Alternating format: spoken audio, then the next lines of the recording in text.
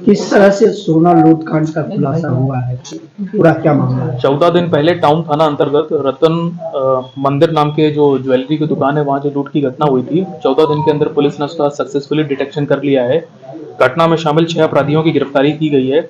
इनके पास से 2 लोडेड कट्टा, 2 लोडेड पिस्टल, 7 जिंदा कारतूस और लूटा गया जो सामान था उसको बेचने के बाद 1,03,000 रुपया और 1 किलो गांजा पुलिस ने इन सभी के पास से बरामद किया है।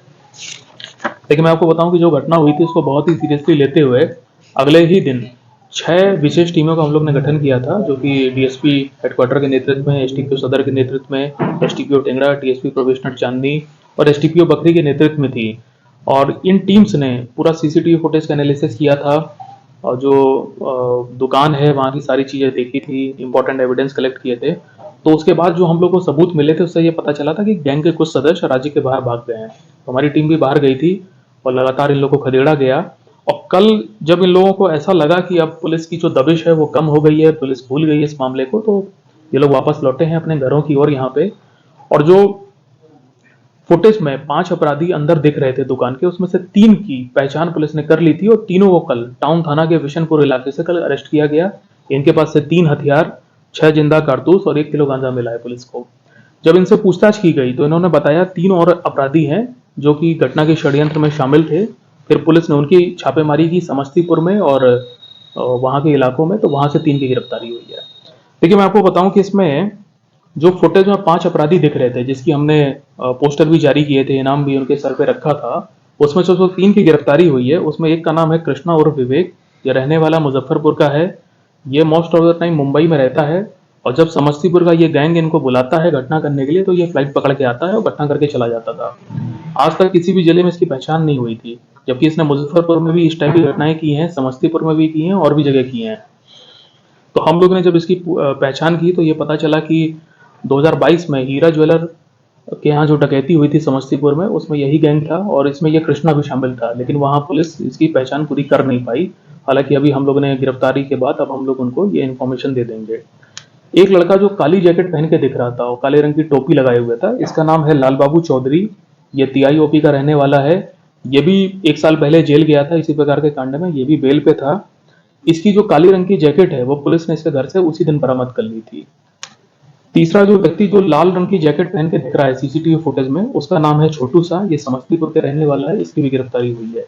ये तीनों ही व्यक्तियों का लंबा चौड़ा आपराधिक इतिहास है और ये लोग समस्तीपुर में एक बहुत एक्टिव गैंग है इस समय जो सोना चांदी की दुकानों में डकैती करता है। उसका नाम है रविंदर सैनी। इसके गैंग में कई सारे अपराधी हैं। ये पूरा गैंग रविंदर सैनी का ही गैंग था। जब इनसे पूछताछ हुई तो पता चला कि एक कन्हैया है समस्तीपुर का, उसके घर पे घटना करने के बाद ये लोग रहे हैं और वहीं पे जो सोने को तोलने का काम इन लोगों ने किया, तो पुलिस ने कन्हैया को भी अरेस्ट कर लिया है। एक रणधीर शाह है जो 3 मोटरसाइकिलें इस्तेमाल हुई हैं, उसमें से एक मोटरसाइकिल रणधीर शाह की थी, पुलिस ने इसको भी अरेस्ट कर लिया है। और एक संतोष शाह को अरेस्ट किया है। ये पेशे से सुनार है, समस्तीपुर में सोना चांदी की दुकान चलाता है और ये जितना भी ये लोग लूटपाट इस प्रकार की करते हैं तो संतोष के यहाँ ही उसको खपाते हैं, तो संतोष की भी पुलिस ने अरेस्टिंग की है। घटना के दिन जो 5 लोग यहाँ आए थे 3 मोटरसाइकिल से, वो 5 की पहचान कर ली है। उसमें से जो 2 अभी अरेस्ट करने बाकी हैं उनकी भी पहचान पुलिस ने कर ली है और उन पे हमारी विशेष टीम लगी हुई है। हालांकि मैं आपको ये बता दूं कि पूरी घटना की जो मास्टर माइंड ऑफ प्लानिंग है वो रविंदर सैनी है।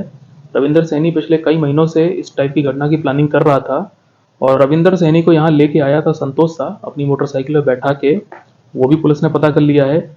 और पूछताछ में ये पता चला है कि जो सामान इन लोगों ने लूटा था वो अल्टीमेटली रविंदर सैनी के हाथ में गया रात में और रविंदर सैनी ने 1.5 लाख रुपए इन अपराधियों को दिए और इनसे कहा कि अभी तुम राज्य के बाहर चले जाओ, जब मामला ठंडा हो जाएगा तब यहाँ आना, तब तक मैं ये सामान बेच चुका हूँगा और उससे जो पैसा आएगा मैं सबको हिस्सा दे दूंगा।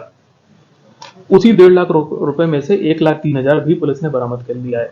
अब हमारी विशेष टीम रविंदर सैनी के पीछे लगी हुई है और बहुत जल्द उसकी भी गिरफ्तारी की जाएगी और आज इन सबको गिरफ्तार करके जेल भेजा जा रहा है।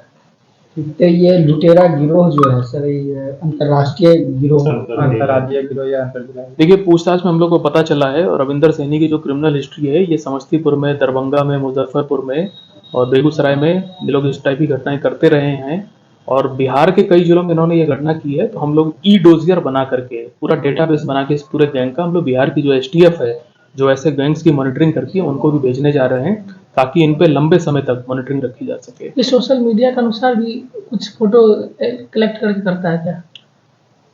देखिए सोशल मीडिया अकाउंट इन लोगों का हम लोग ने चेक किया है तो ज़्यादातर का एक्टिव है नहीं, क्योंकि ये लोग इस प्रकार के अपराधी हैं, ये अपनी पहचान को छिपा के ही रखते हैं। लेकिन जो भी है पुलिस ने इनकी पूरी पहचान कर ली है और समस्तीपुर पुलिस को भी हम लोग ने खबर दी है, उनसे भी ये कहा है कि इस प्रकार के गैंग पे वो भी मॉनिटरिंग रखे हैं। तो जितनी ज्वेलरी लूटी गई थी, जो आप बता रहे हैं कि संतोष उसको ठिकाने लगाता था, तो वो आगे क्या करता था, इसकी क्या जानकारी है? देखिए संतोष सोनार है, पहले भी जैसे मैंने आपको बताया कि जो लास्ट ईयर जो समस्तीपुर में कांड हुआ था या इनकी जितनी भी क्रिमिनल हिस्ट्री है इस प्रकार की, तो ये लोग संतोष के यहाँ जाके उसको गलाते थे और संतोष उसको बेच करके पैसा लाके इन लोगों को देता था।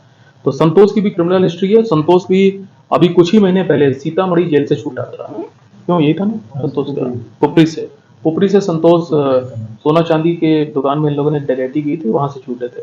तो मैंने जो प्रेस नोट जारी किया है उसमें इनकी संपूर्ण क्रिमिनल हिस्ट्री लिखी है उसमें।